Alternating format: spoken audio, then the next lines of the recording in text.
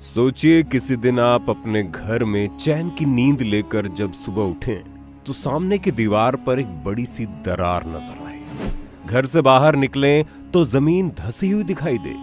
जब पहाड़ पर नजर पड़े तो वो भी दरका सा दिखाई दे, तो आपको कैसा लगेगा? हम सब जानते हैं कि दिल खुश करने वाली बात तो कतई नहीं है, क्योंकि आज हम एक ऐसी ही घटना आपको बताने जा रहे हैं। इसलिए इस प्रश्न का होना लाजमी है।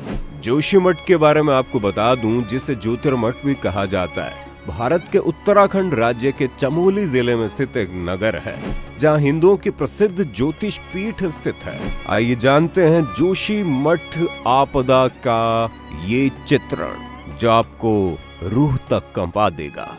देवभूमि उत्तराखंड 4 धाम यात्रा के लिए सबसे ज्यादा पॉपुलर है। 4 धामों में से एक है बद्रीनाथ, और बद्रीनाथ का रास्ता जाता है जोशीमठ से, इसलिए जोशीमठ को बद्रीनाथ का द्वार भी कहा जाता है। लेकिन आजकल जोशीमठ कुछ अलग ही वजह से सुर्खियों में बना हुआ है। हालिया खबरों के मुताबिक जोशीमठ ये सोचने पर मजबूर करता है कि कहीं ये 2013 में आई केदारनाथ त्रासदी की पुनरावृत्ति तो नहीं। बताया ये भी जाता है कि जोशीमठ एक ऐसी जगह पर स्थापित है जो एक भूस्खलन के बाद बनी, इसलिए जोशीमठ में बहुत समय तक अधिक ऊंची व अधिक गहरी इमारतों के बनाने पर भी रोक लगी थी। आज की स्थिति में जोशीमठ में तकरीबन 550 से ज्यादा घरों में दरारें आ चुकी है। लोग इस कदर डरे व सहमे हुए हैं कि कहीं इनकी जिंदगी भर की बनाई गई पूंजी गर्त में ना चली जाए। तकरीबन 17,000 यानी कि 2011 की जनगणना के आधार पर इस आबादी वाले इस ऐतिहासिक शहर के खूबसूरत घर, दफ्तर व सड़कें ऐसी भयावहता के परिचायक भी बन सकते हैं, कभी सोचा नहीं था।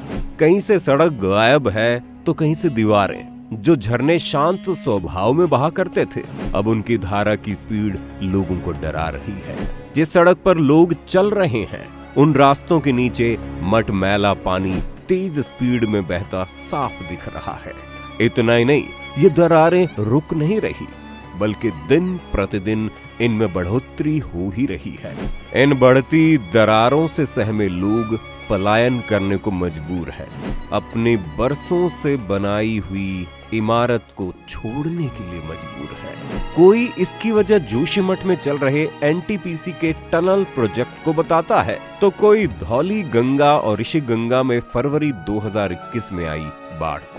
हर कोई ये जानने को उत्सुक है कि आदि शंकराचार्य द्वारा स्थापित 4 मठों में से एक ज्योतिर्मठ या जोशीमठ आज इस हालत में पहुंचा कैसे। सन 1976 में गढ़वाल के कमिश्नर MC मिश्रा ने इस संकट की पूर्व चेतावनी भी दी थी, जिसमें मिश्रा कमेटी ने बताया था कि यहाँ किसी भी तरह का कोई निर्माण या ब्लास्टिंग ना की जाए। सन 1936 में किताब central Himalaya geological observation of the Swiss expedition 1936 आई, जिसमें लेखक अर्नोल्ड हेम व अगस्त ग्नेसर ने वहां की कमजोर नींव की बात कही थी।